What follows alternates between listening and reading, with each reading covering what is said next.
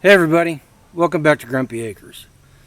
So, late June, early to mid-July was kind of a rough period around here at Grumpy Acres. We lost 5 meat chickens, 5 ducklings, 1 duck hen, 2 egg layers, and our pet turkey over the course of about 3 weeks. And, 2 of the meat chickens were taken by foxes. Raccoons got the turkey and the egg layers and the meat chickens, and we're not really quite sure what got the ducklings. It's probably most likely either a hawk or one of the foxes got it. So unfortunately, predators and predation are some things you got to worry about whenever you've got animals. And it's not just wild animals you got to worry about. We've got foxes and coons and owls, and we've had owls take ducks before. We've had coyotes take animals at some points. It's not just wild animals. You got to worry about domestic animals. Sold a couple of goats to friends of ours a couple years ago, and within 2 nights, the neighbor's dogs had gotten into the pen and run the poor things to death. And then I worked with a guy one time that raised alpacas, and he had a pack of wild dogs get into his pasture and kill all his alpacas. He lost about $25,000 worth of animals. Now, our losses, I sat down and did the math, and probably when you talk about all the meat loss, the price of chicken, price of turkey, and all the egg loss from the 2 egg layers, we're probably looking $500 or $600 of lost revenue. And that doesn't mean that we were going to sell it and make that much money, but like the turkey was a pet, but if we had decided that we needed to eat her, she's a 25-pound bird, and go check the prices on farm raised turkeys and see how much that is. It's like a $7,500 bird right there.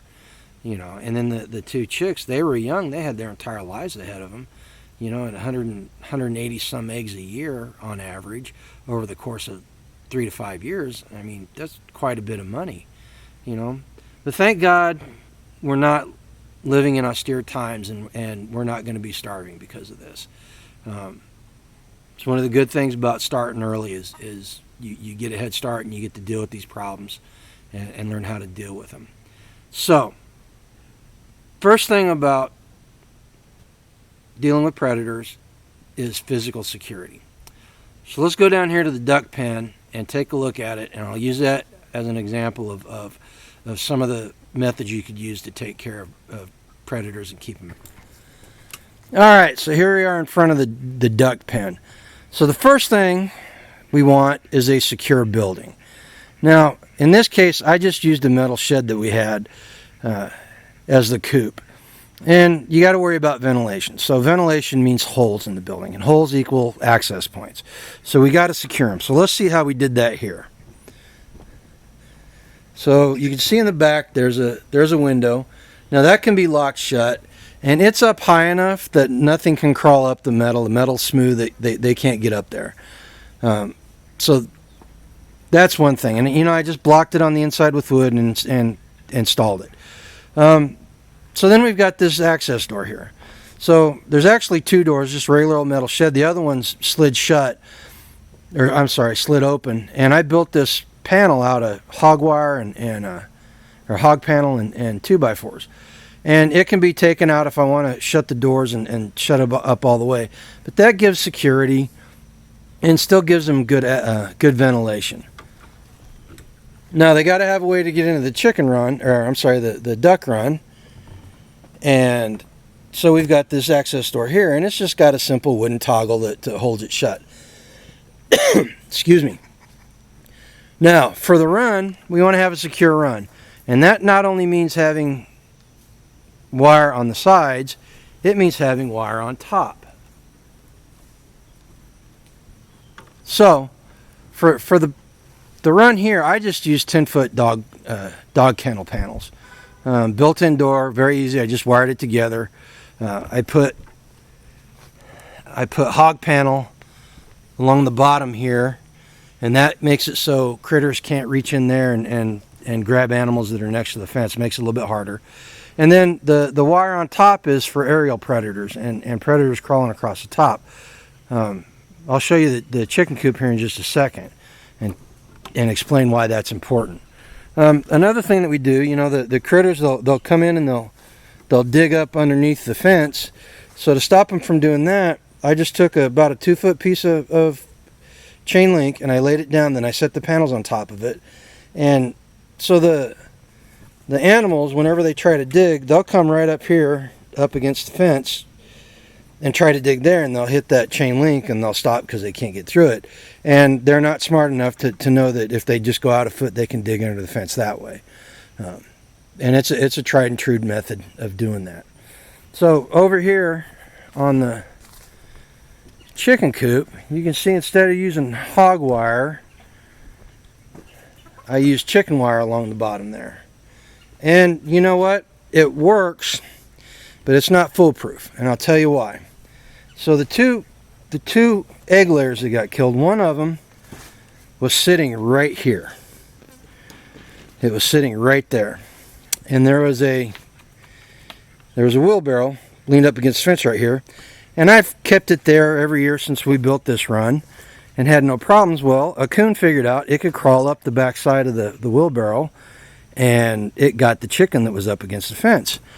And then down here on this other side, the other egg layer, there used to be a stick across the corner there.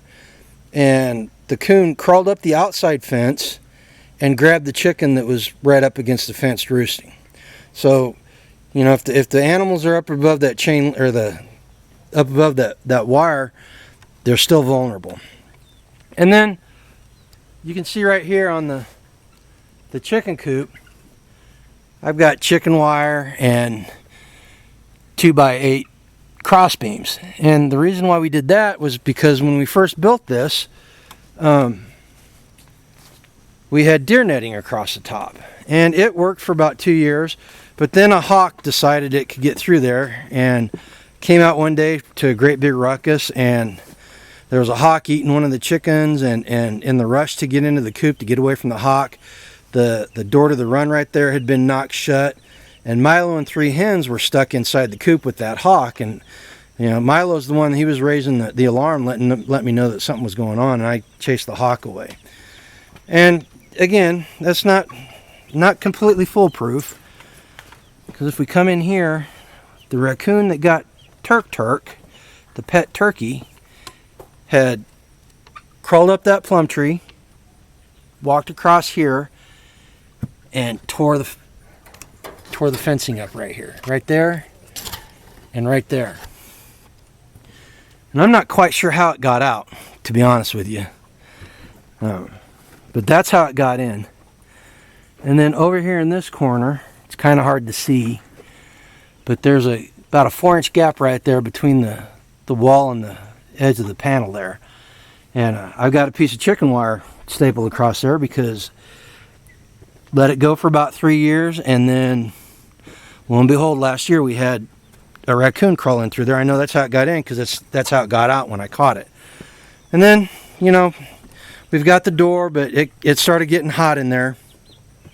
So I took a couple of panels out, and I put hog panel across the front so that it gives some ventilation. And then this window right here, I put welded wire across it so that I can open that window and give them more ventilation.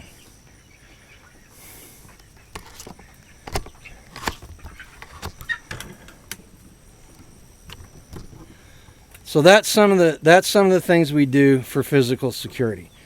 Now, one of the key points about physical security, even whether it's your animal pens or your house or your car, is you constantly have to audit it. You have to go out and make sure that all your systems are working. Because if you don't, then something's going to breach your security and it's going to end up bad. So let's take a look at this. An example. So this is the chicken tractor that we use for the meat chickens. Unfortunately, all we've got left is the rooster because all the other meat chickens got taken. 3 of them got taken inside this coop. 2 of them got attacked on the fence right there. They were sleeping next to the fence, and the coon reached through. The third one, the very last night, the raccoon came in and tore that fence up. And I have not fixed it because I'm not quite sure I'm going to keep this thing and use it. We're talking about building a coop for the meat chickens when we get some here in about 3 weeks. I'll probably staple it up and then sell this to somebody, or keep it as a backup. But you know, I don't know if that happened over the course of one night or that happened over several nights, because I didn't check it when I was out here. It just never occurred to me. So we need to make sure that we're auditing our security measures.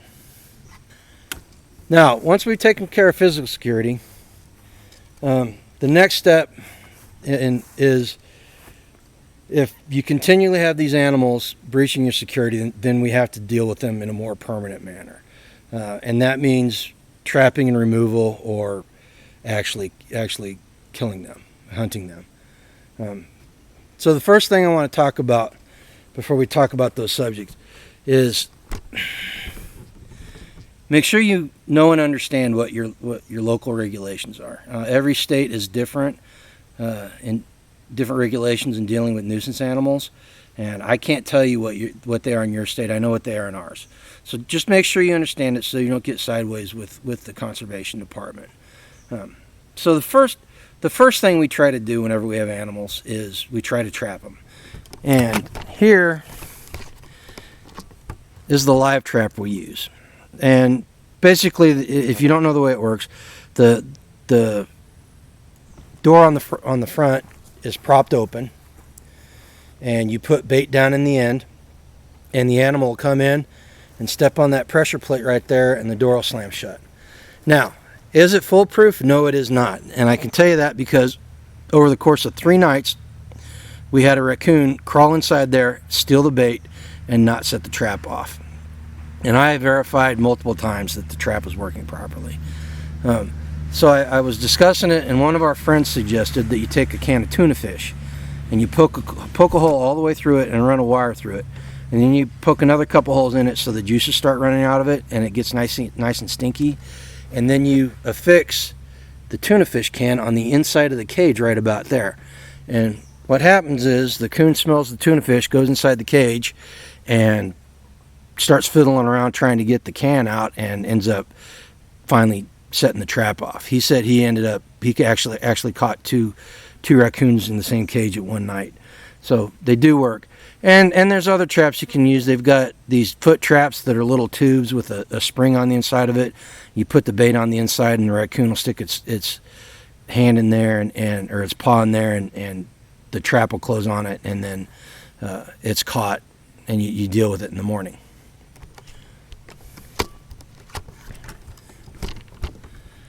Now, I'm going to be honest with you, and you can laugh at me if you want, but once we trap them, I really don't feel comfortable disposing of them and killing them at that point. If I can relocate them, I will.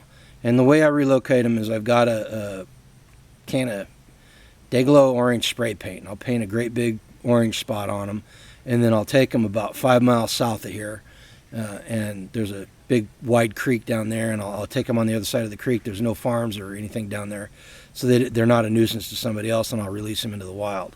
And then that way if they show back up with that big orange spot on them, I know I got to take different measures. And so the next step after that is hunting them. And if I catch an animal actually in the pen or in the run, or attacking the birds, I will shoot them. It's legal in our state to hunt nuisance animals out of season, and I've done it multiple times, and I don't feel too bad about it, because they're, the thing about those predators is once they figure out there's a free meal, they'll keep coming back over and over again, and they will wipe out your flock in a heartbeat. We lost 2 entire duck flocks because of predators, two separate times when we first moved out here. So they will destroy your flocks. I know a guy that he had his chicken run had a 4-foot fence around it, And he went to work in the morning, came back, and all 20 of his chickens were dead because a coyote or a dog or something had jumped the fence and gotten in the run with them and killed them all. So, unfortunately, and you can't get mad at the animals. Can't get mad at the animals for behaving like they do. As bad as I felt about Turk, and I was mad about it, but I was more mad at myself because I should have made it so the animal couldn't get in there, so the raccoon couldn't get in there. But you live and learn. Like I said on multiple occasions, at least we're not in a survival situation, and we're relying 100% on these animals right now, because we can make these mistakes and learn from them, and hopefully when the time comes, if we are in an austere setting, we know how to do it properly, and we're not losing animals because we're making mistakes and all that. So, with that said, if you're a first-time viewer, thanks for stopping by the channel. Why don't you go ahead and hit the subscribe button and hit the notification bell so you'll know when we put more videos out. We try to put them out at least twice a week, sometimes more. Go ahead and leave a comment below. Not only does it help with the algorithm, but also lets us know what you guys are thinking. If you've got any suggestions on how to deal with nuisance animals, put them down there. And if you've had problems, let us know. Maybe we can help. Pretty good community. Not very talkative yet. People aren't leaving a lot of comments, but that just comes with time. Speaking of time, it's time for me to go in. I get Yoda just yelled at me and let me know that Lola, the goat, had gotten out of the pen again. So I gotta go get her and put her away. Until next time, go live a life done free. This is Grumpy G. Clear.